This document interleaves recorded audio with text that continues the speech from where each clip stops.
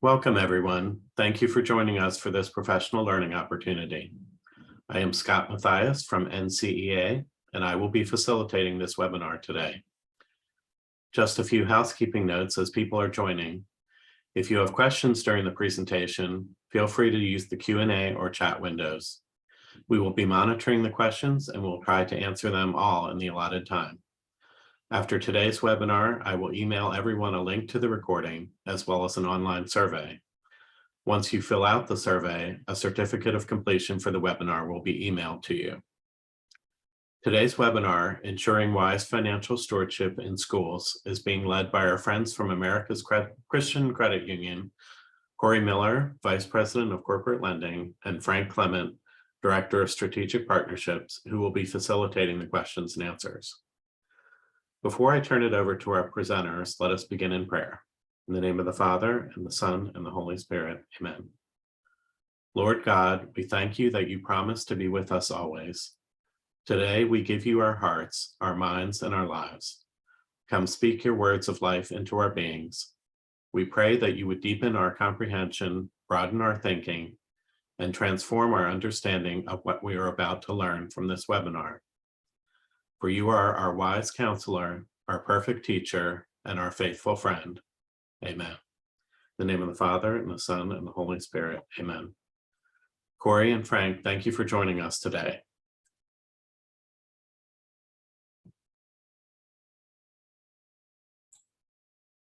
Thank you so much, Scott.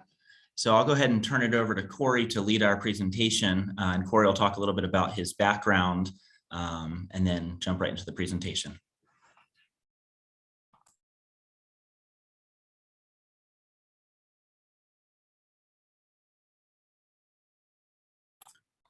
Cory, I think your headset is muted. You may need to flip the little switch. There we go. Is that better? That's better. Good. Well, Scott and Frank, thank you both. Scott, I just want to say thank you so much for the relationship that NCEA and ACCU are forming together. And it is incredible to be able just to start a webinar with prayer and know that we have like-minded individuals praying to the same God, asking for the same favor and grace, and knowing that the same Holy Spirit guides this conversation. To also know that we have similar missions in trying to impact our communities for Christ. And yet we're coming at that from two different angles. So I'm really excited to see what we can offer the attendees today. And like you said, we'll leave plenty of time for questions at the end if you want to use the chat features and ask those questions during, so they can kind of go into a parking lot. And if Frank thinks they're relevant, he can always jump in and ask those in the moment. Otherwise, we'll leave time at the end to ask those. So a little bit about myself. I have been with ACCU for 8 years. And during that time, most of my time has been devoted to finding ministries, nonprofit organizations that ACCU can come alongside and support in one way or another. Whether that means giving financial information that is helpful to making them stronger, or whether that means finding a way to qualify them for a loan so that they can do a renovation or a purchase. Or whether that means connecting different organizations together. We've had some really great stories of maybe churches that are struggling and schools that are doing well, and pairing them up together so that we can find a way to see both of these organizations come together and be stronger together as one. So we have been blessed by the opportunity to be a connector at times, and I've really enjoyed my 8 years here at ACCU doing that. Previous to these 8 years, I was with another Christian credit union up the road where I was involved with collections for nonprofit. And that's always a weird thing. My personal background is really in ministry. I got my Master of Divinity degree, and I was helping plant churches. And that was an interesting time of running from coffee shop to renting whatever facility people rent as we watch our church grow and go into different growth seasons. And at the same time, while I'm doing that concurrently as kind of a bivocational endeavor, I'm also collecting on churches and nonprofit organizations who are late on their loan payments. And that was my first foray into financial management within the credit union industry. And I even facilitated, and I say this with a sense of humility, and it's probably going to sound startling at the beginning, but stick with me. I facilitated the first foreclosure that credit union had to go through in its 50-year history. And the whole goal of that was to try to see the church come through that in a way that they were made whole at the end. And by the end of it, after going through that foreclosure, I actually received a thank you letter from the pastor. And it really hit on two things. One, the way that we treated him and his church during the process, but also the way that we've helped facilitate an exit from what had become a burden and a hindrance to their ministry. So I have 8 years of practice coming alongside trying to help organizations regain their financial health. And I hope some of that comes through today. So talking about a lender's perspective and how it could come alongside a school, such as maybe one that you work in or even are responsible for managing, I think one of the points that I wanted to make was that lenders take financial strength very seriously. Now, there's a caveat to that. I should say some lenders take financial strength very seriously, because there are some lenders who are called hard money lenders. And what they take seriously is what kind of collateral you own and can put up for a loan. And those hard money lenders will offer higher rates than anything you would see in a conventional lender. Those hard money lenders are not regulated. And so they'll give you a loan whether the organization qualifies for that loan or not, because a hard money lender will look at that and say, well, bottom line, if they default on their credit, I get the collateral. And that's really sometimes what they're after. So maybe just a word to the wise: be careful, look out for hard money lenders, always read the fine print if that's the situation you find yourself in. And I would like to advise you to take a look at more conventional lending and find a lender who is like-minded, who understands your organization, and is able to take a look at your finances and give you feedback about what impact any particular loan or financing might have on your organization as a whole.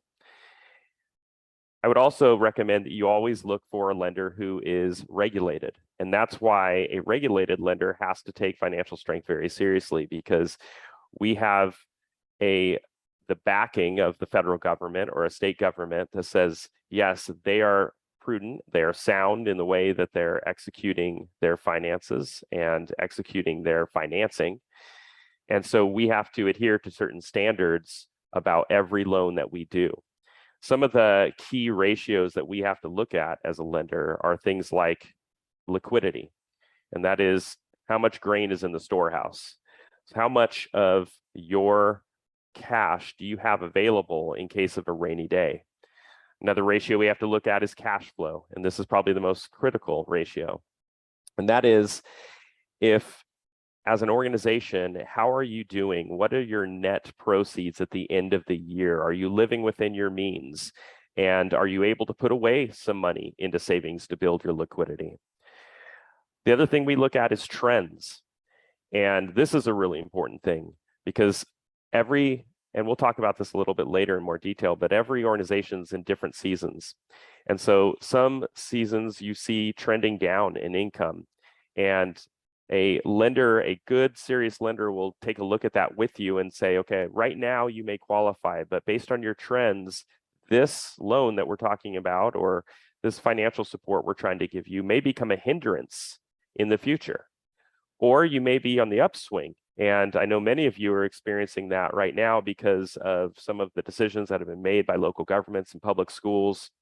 Many of you have seen growth that is unprecedented in private schools, which is an incredible blessing as you get opportunity to share the gospel with maybe children who have never really experienced the gospel before. And going to bat and working with a lender who understands that, hey, listen, as you stand right now, you may not qualify, but based on your trends within a matter of months, you could qualify. And here's some coaching that we can do to get you to that qualification point. So a lender is going to look at those trends as well. And so they're going to identify both kind of warning flags that say, hey, these are some things that you need to consider when it comes to financial strength of your organization, but they're also going to look at some of the things that are really undergirding the growth of your organization. One of the things to also consider when you're thinking about what to do as an organization and what your health looks like is to consider the source of your revenue.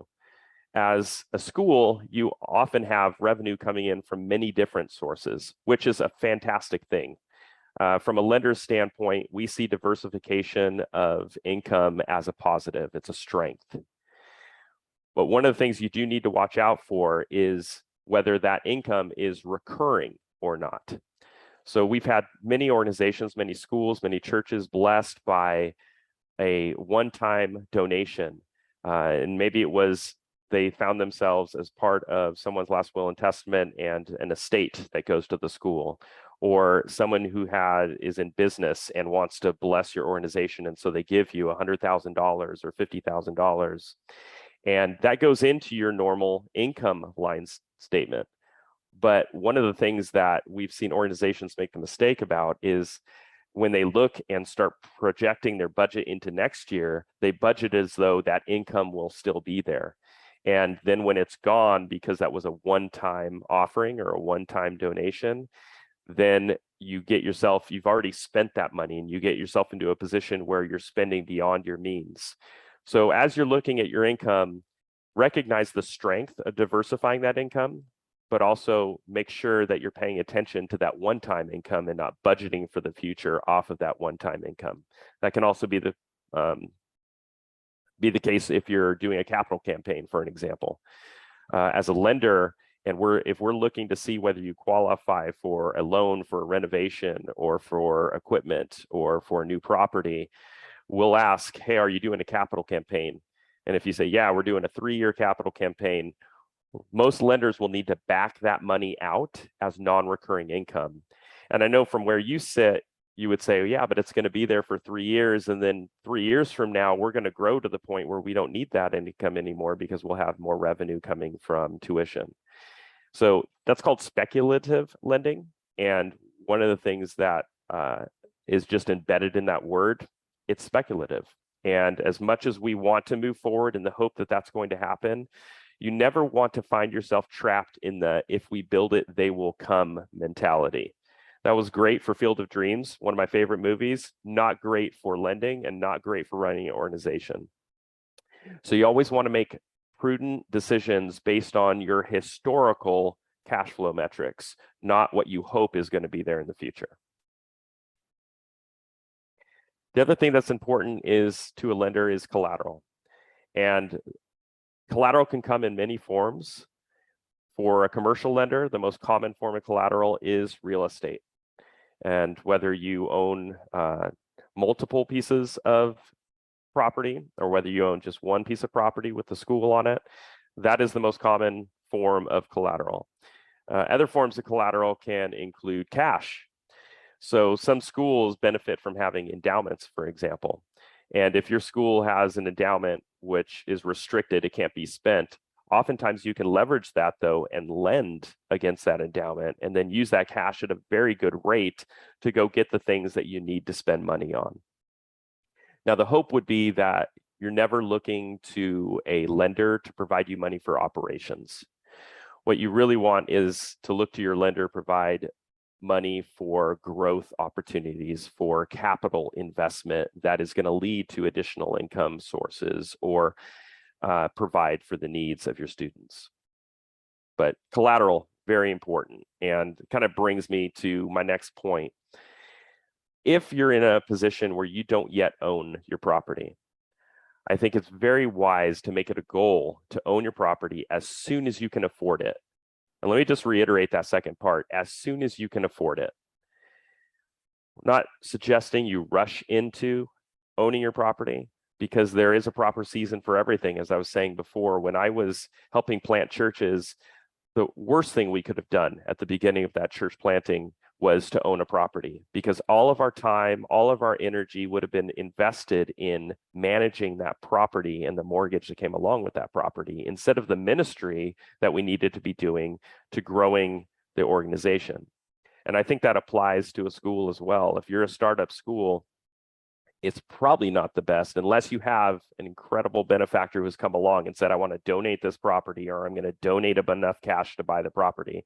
Well, then you can afford it. So it's great, get in there. But oftentimes schools that are starting up or in a later season, or maybe going through a bit of a struggle, renting is a good opportunity. And so you need to find yourself in a place where you're saying, okay, we're renting for now, but let's plan to get out of this rental situation. Let's plan to get into a circumstance where we can own as soon as possible. Because once you own, then you have collateral, then you're building equity, and that equity can be leveraged for other capital needs that come up in the future. And you also have a sense of home, is the way I would put it. And again, I'm applying this both personally and what I've seen in the industry. There comes a time where a school wants to really form its identity, and it needs a property that you can work more efficiently, that you're not always setting up and tearing down, that you're not always dependent on maybe the landlord for making sure that you have no deferred maintenance, for example. You want to be able to maintain, set up your property to run it efficiently as a school. One of those, and this is just maybe something that you can keep in mind as you're trying to gauge when is the right time to move from renting to owning.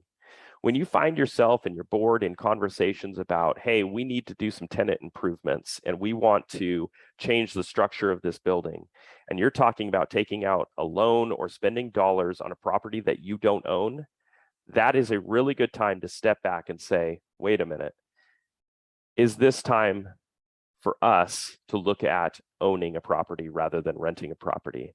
Because what you invest into that property isn't going to build up your equity. It's not going to be something that you can go back to and rely on later. It's going to be something that you're essentially putting in the pockets of your landlord, where instead you could use that money to say, you know what, we may be downsizing a little bit to get into our own property, but we're going to be in a position where we can begin building equity.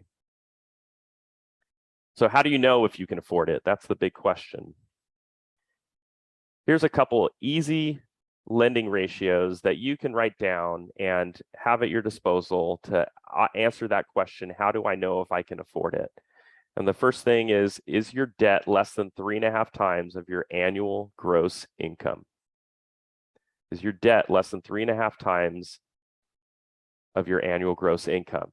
And I'll go back to something I said before. When you're considering your annual gross income, I would back out any of that one-time giving or one-time donations or one-time charitable offerings that were given to you. I would back that out of that annual gross income number and then multiply that by 3 or 3.5 times. And that's probably about the max amount that you could afford to borrow to get into a property.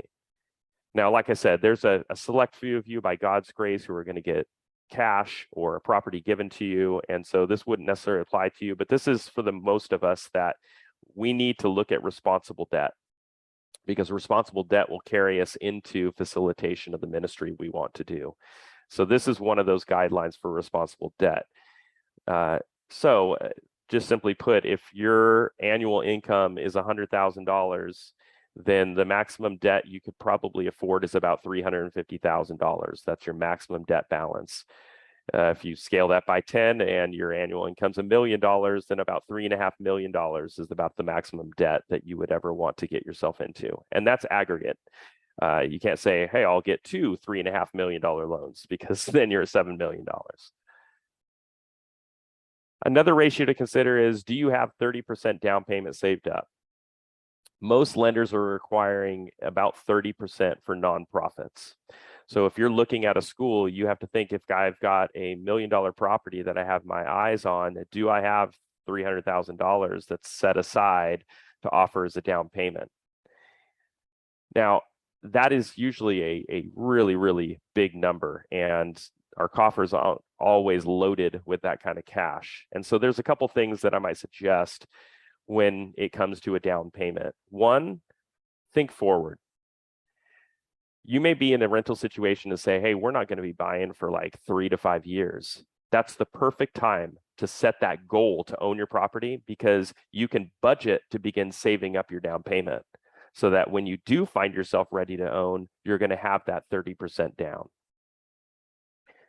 Another thing to think about when it comes to that down payment is there are some alternatives if you don't have that entire 30% down. And I'll just mention this is not a situation maybe all of you find yourself in, but some of you or someone you may know may find themselves in this situation where maybe they're renting property from a church and the church owns this property free and clear. And you'd like to get in a position where maybe you could own that church property because maybe the church is in a season of life where there's not as many people going and they're not facilitating the kind of ministry that they used to facilitate. And you could have conversations with that church at that point and becoming a co-borrower, and they can use the equity in their current property as sort of a down payment to get a loan for you to then purchase that property. So if you work with a lender that is experienced in lending to nonprofits, you will find that there's some creative ways to overcome the 30% down payment. But just know that is one of those earmarks that most lenders will be looking for, is a 30% down payment. Oh, actually, before I go on to that, I did have that other statement with savings left over. And let me just say, and many of you are probably ahead of me as soon as you read that. Sometimes we get to that threshold and we just, okay, we're going to dump every penny we have. And then we have no more savings left over. It puts you in a position where as soon as something goes wrong with that building, you don't have the capital to fix it. And that can, the optics of that can be pretty tough. You can look asset rich and cash poor, and people will quickly say, well, what's the financial management of this place look like? And so I would say you want to make sure that you have, even at the time you make that purchase, some money left in your storehouse. And what we recommend is a minimum of 6 months of your debt payment set aside. So if your monthly mortgage payment or monthly debt payment is $1,500, then you want to have 6 months of that set aside, the $9,000 in a savings account somewhere that can be your rainy day fund. I don't think that's where you should stay. I think it'd be great to build on that, but that's a good place to start once you make that purchase.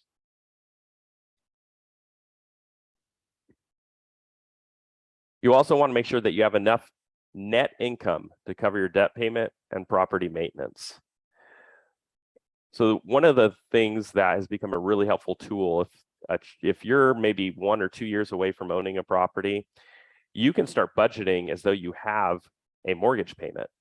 And for the 2 years that you don't own, put that mortgage payment into your savings, build up your down payment, and then you've already budgeted for that future mortgage payment. And so you'll know that you have enough money not only to cover your debt payment, but also property maintenance, because you're not changing your budget at all. So always make sure that you're not just saying, do I have enough money to make the debt payment, but do I also have enough money to cover all the extra expenses that now come with owning a property? One thing you can do when you're looking at a particular property, go to the owner and ask to see his operating statements, at least on the expense side, so that you can see what it costs them to run that property, what utilities look like and what taxes look like.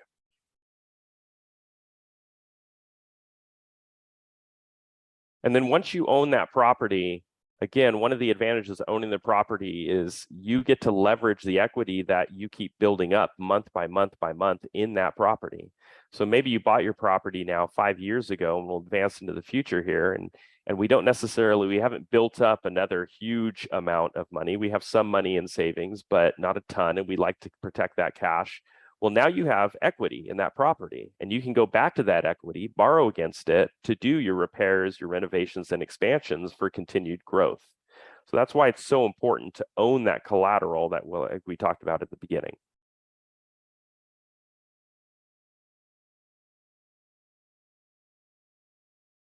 So one good question to ask yourself is Is it a time where we just say, you know, I don't want to borrow money, I don't want to pay interest, maybe we should just do a capital campaign and raise the funds ourselves? Or is it better to borrow? There are times when a loan makes sense, and sometimes it is a better decision. No, let's wait for some donors, let's build that support. And oftentimes what I've seen is it's a hybrid. It's really a cross between the two, a combination. And I think a good rule of thumb is to say, how badly do we need to get in this property? What season are we in? If you're at the very front end of your school and you say it's probably going to be 5 years from now that we are going to need our property, that's a great time to start talking to donors, to cast a vision and say, hey, this is our school now. Let me show you what this school is going to be in 5 years. That's going to encourage not only your student body, it's going to encourage your faculty, it's going to encourage your staff, and it's going to encourage the parents who are paying the tuition, and it's going to encourage future donor bases as well to have that 5-year plan. And it could be that you build a donor base that raises that funds within a 5-year period to get you into the property. Or it could be that you raise the funds necessary for a down payment of 30% or more. And the less you have to borrow, the better. We're in absolute agreement on that. The less you have to borrow, the better. But usually what happens is the donor base, the timeline of what it takes to build capital funds to make a purchase of a full property doesn't line up with the timeline where the property is needed. And so sometimes the best case scenario is to raise the funds with your donor base and then borrow as little as possible. But don't be afraid to borrow as long as you're going to a lender who understands nonprofit lending, and a lender who is not going to put you in a situation where a loan becomes a hindrance. They're going to put you in a situation where the loan accelerates your ministry. So one thing that as I've been able to have the ability to lead a team of people here, it's a team of people who have hearts for service. And we sat down together and challenged each other and said, how can we, at little to no cost to our members, help serve them, help give them the information they need to know whether they can afford a loan or to know whether they can afford a property. And so we've come up with a couple different tools, and I want to share those tools with you. One of them is absolutely free. You can go online and do it right now. In fact, Frank, I'm looking at the time. I think we probably have time to go through and do a sample of that. Do you want to do that? Yeah, let's do it.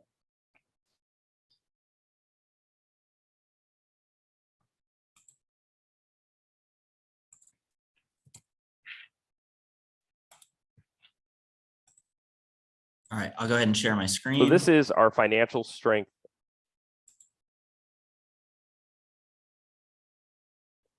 Oh, sorry, Cory. Were you going to share it? I have it up, Frank. I can try. Yeah, I can try to share it here. Perfect.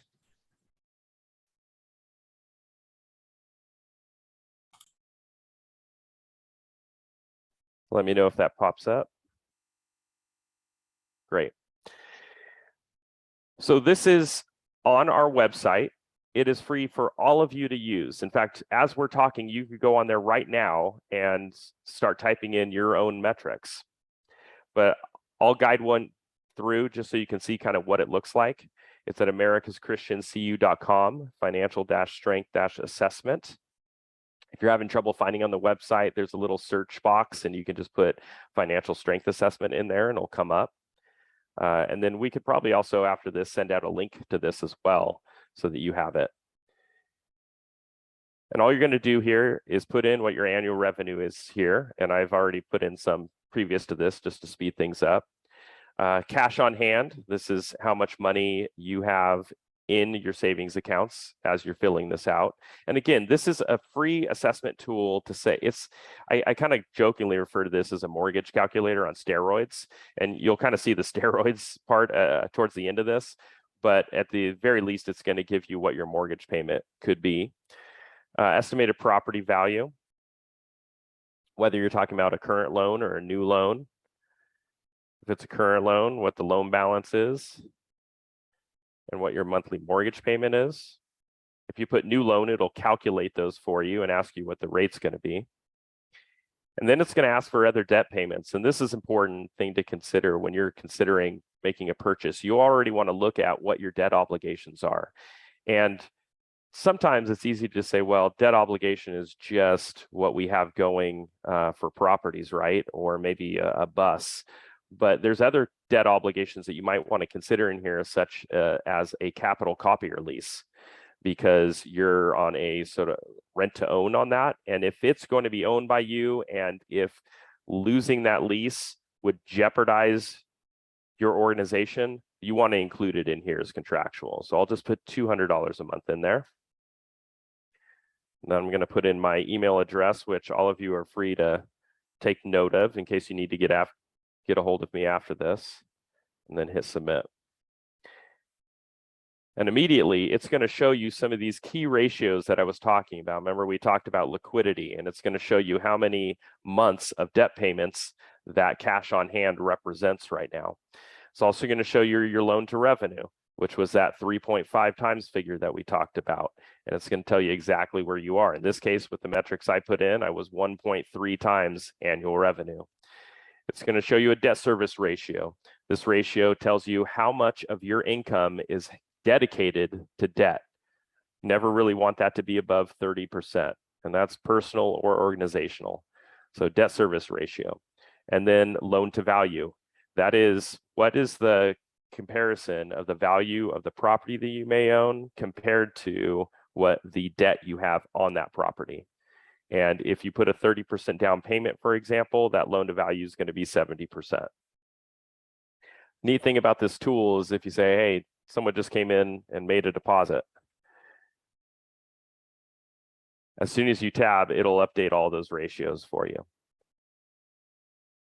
Once everything looks dialed in there and you're done kind of messing with some of those metrics, you can put the name of your organization.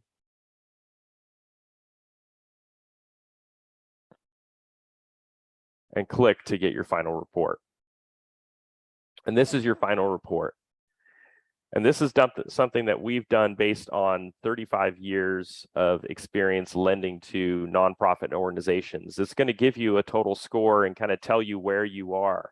Lower your score, the more risky going into debt might be. The higher your score is kind of positioning you, hey, you're in a growth phase right now. So based on the metrics I put in, I'm getting a total score of 4.79, which would be considered a growth phase, meaning you've worked hard to get to where you're at, and now it's time to put your capital to work and say, what do we need to do to expand our reach for God's kingdom? Then you can get a PDF of this report or even schedule a consultation.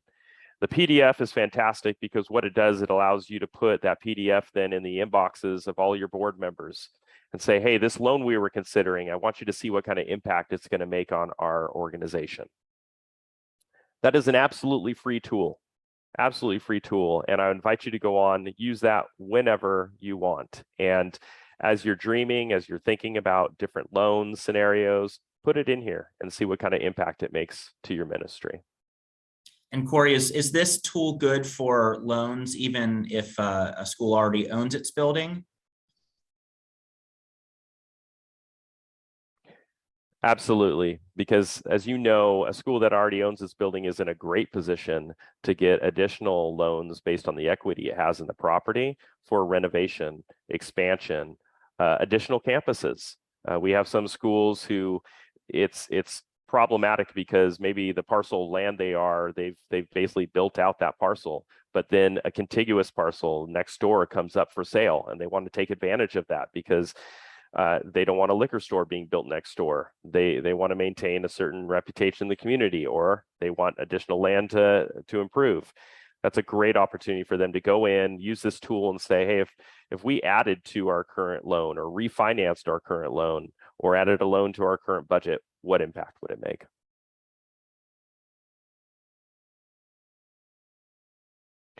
So that is one tool that is absolutely free to all of you. But I do want to mention another tool. And again, well, if any questions pop up, we can always go back to that.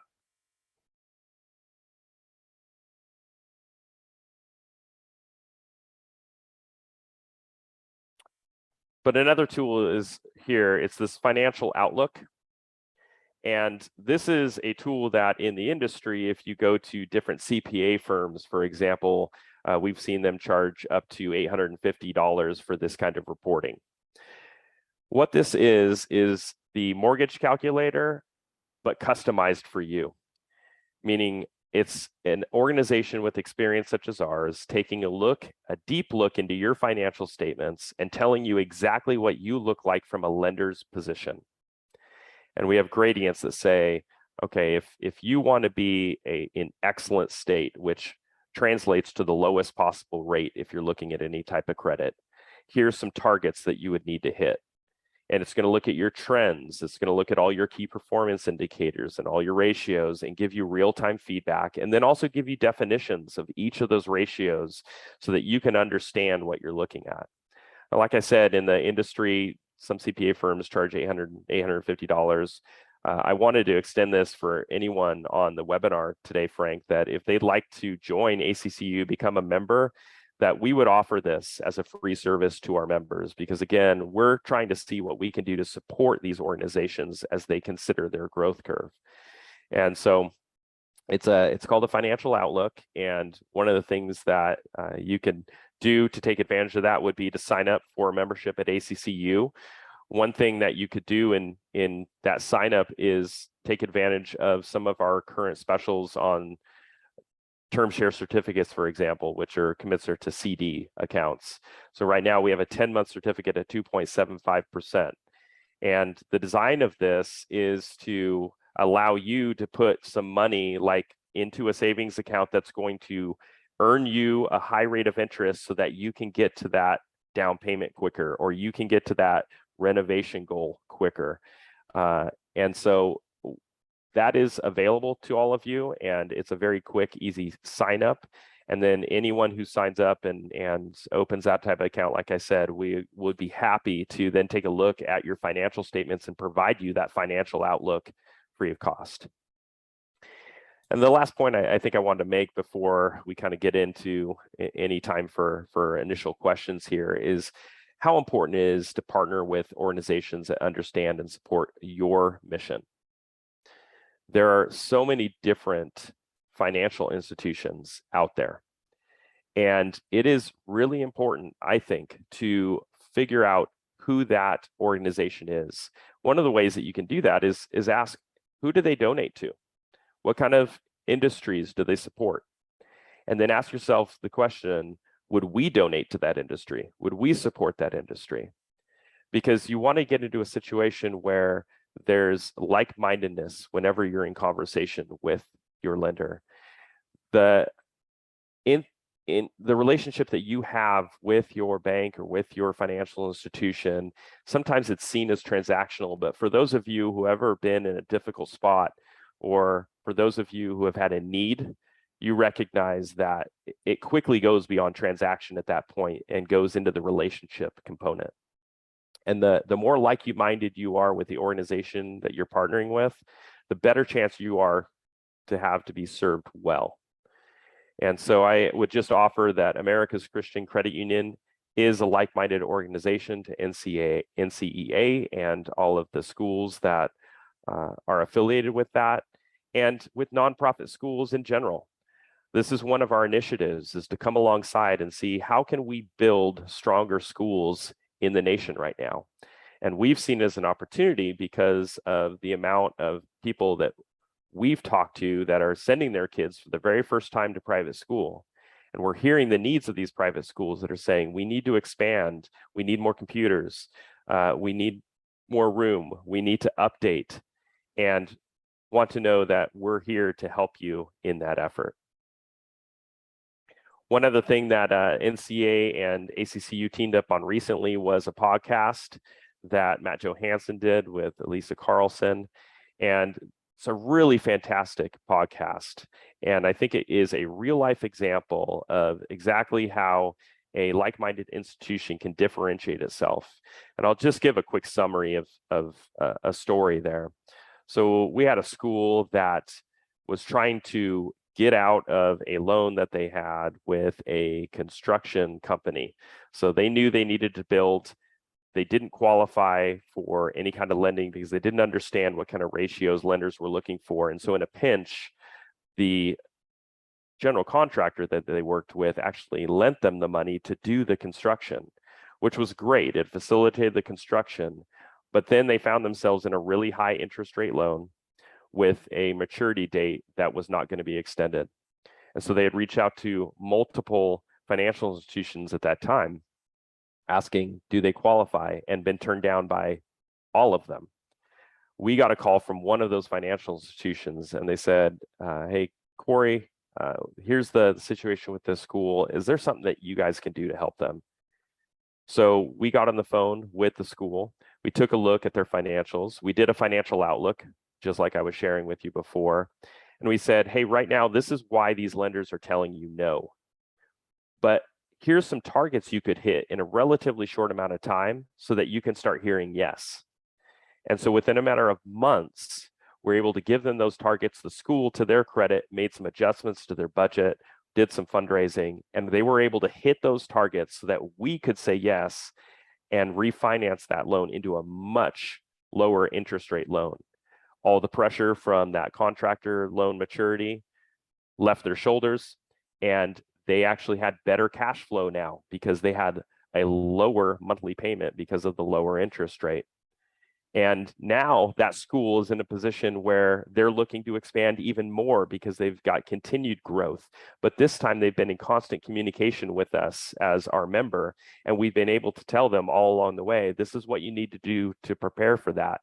And they're in a great position to borrow now. This is one of our success stories. It's just one of them. I think it's a really tangible and practical one for hopefully many of you that are on the line today. But with that, Frank, I want to make sure we have plenty of time for questions. Yeah, thanks so much, Cory. Appreciate that presentation. So I'm going to ask you to shine up your crystal ball a little bit. It feels like a lot of things are changing. You know, we just learned that inflation is still very high, higher than most people expected. So now there's thought that the Fed is going to continue to hike rates, and there seems to be a split camps on whether the Fed's going to pivot and bring those rates back down, or if they're going to really keep up with that hawkish pace. So I guess I would say, to you, how can these schools be thinking about rates and if they were thinking about doing some renovation and they were going to borrow for it, do they rush into a loan right now to get the lowest rate possible, or do they try to wait it out, or is there some other criteria that they could consider with so much uncertainty on the line? Yeah, that's a great question, Frank. And I hesitate to look into the crystal ball too much since this is being recorded. It could age very poorly, but I'll give it a shot anyway. What we're looking at is the likelihood that interest rates are going to continue to rise.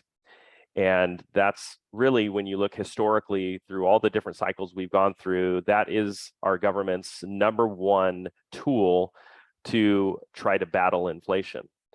As everyone has experienced in their own pocketbooks, inflation is really high. And the only way they're going to battle that is by raising rates. And so what that's going to do is get to a tipping point.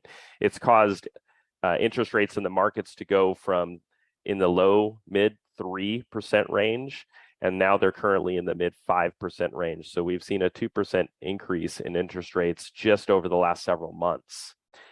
That's likely to go higher.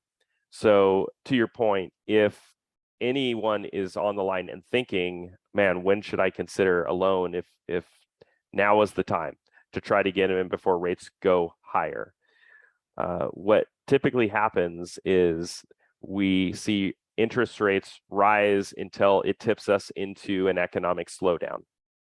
And hard to say whether it's going to be a slowdown or a recession, but I think we're already seeing some of the early indicators of that. I'm sure many of the schools are already in this mode of thought, but just to share it, this is the time where you really want to be promoting the value add that you are giving these families, because as the economic slowdown happens, they're going to take a look at, families will be taking a look at their budgets, and they'll be asking, hey, what can we trim back on? And I believe that education should be the last thing that people trim back on, or one of the last things that people trim back on. But oftentimes, because public school is out there, it can be seen as, well, maybe it's something that we can trim back on. And I would just say that you're in such a great position to say, differentiate yourselves from the public schools and say, we are giving you so much value, and this is the value we're giving, not only to your education, but even to your family dynamic. Share those values. This is the time now to be sharing those values before parents get together around the dinner table and start looking at their budget, so that when they go down their list of expenses, they see this one as non-negotiable. Got to keep this. And what that will do will allow you to plan and protect your income and be able to project what that income is going to look like going forward. That being said, usually what happens, you do see a little bit of a slowdown, and you may see some people pulling back on that. And so I definitely wouldn't necessarily think, hey, I'm going to guess that our income is going to be trending up like it has the last 2 years. Maybe project a bit of a plateau or even a bit of a decline and say, do we have enough money set aside in savings for rainy day? And do we have enough wiggle room in our budget to work within maybe slightly less income? This is also time to look at it if you do have debt as a school, and to say, what does our debt look like? Could we consolidate it at a lower rate and actually lower that monthly payment so that it provides you a little bit more wiggle room in that monthly budget? Thanks, Cory. Another question that I've heard a few times is, what about pledges? So if a school is looking to make a change to their campus, and they've had a number of families in the community come forward and say, we pledge a certain amount of money toward this project, but the money's not in the bank yet. How would a commercial lender look at those pledges? Are those viewed as cash in the bank? Generally speaking, no, those are not viewed as cash in the bank. If you are working with a really reputable firm for donor campaigns, then sometimes a lender can look at that and say, historically, what's the success rate of this particular firm's campaigns? And maybe we'll account for a certain amount of those pledges. But it kind of falls into that speculative budget or bucket that we were talking about before, where we would hope along with you for the best, but not necessarily be able to count on it. So pledges, don't look at those as cash, look at those as bonus as they come in. Great. Looks like we've got, okay. Ed Limon is asking, consolidation of debt. Is that something that ACCU offers? Yes, consolidation of debt is something ACCU offers and encourages. There's a lot of advantages to consolidating debt. And one of the things that we can do for you is say, if you're looking at 3 or 4 different debt profiles, and we can weight what that interest rate is and tell you whether we can give you an interest rate that saves you money or not.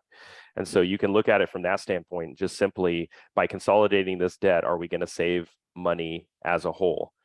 But for any of you who are the treasurers or have to keep track of the books, man, there is a huge relief when you consolidate debt and you just are working with one person.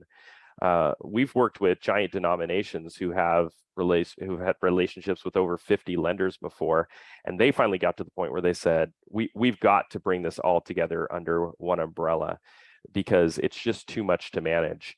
And whether that's a huge organization or a small church that all falls on one volunteer person or one staff person or one part-time staff person, the more you can consolidate and make that management more efficient, the more it's going to increase morale of your staff and make management of your money easier. Great. Well, Cory, I think we are just about at time. I don't see any other questions popping up, but of course, to anybody who's still on the line, you are absolutely welcome to reach out to us if you have questions about anything we discussed or anything else. So thank you all again for your time. Thanks for joining us today. Thank you, Cory, for this presentation. Thank you, Scott, for this opportunity. And I'll go ahead and let Scott say the final send-off. Yes, thank you to both you, Cory and Frank, and to all of our attendees today. Do you have anything you wanted to say as a closeout for the end of this webinar, Cory? I just really appreciate everyone's time. You know, for me on a personal level, and maybe it's because I've been in the trenches where a lot of these people are trying to run a nonprofit organization, it's difficult. And I empathize with the efforts that these organizations are making on it's a daily battle.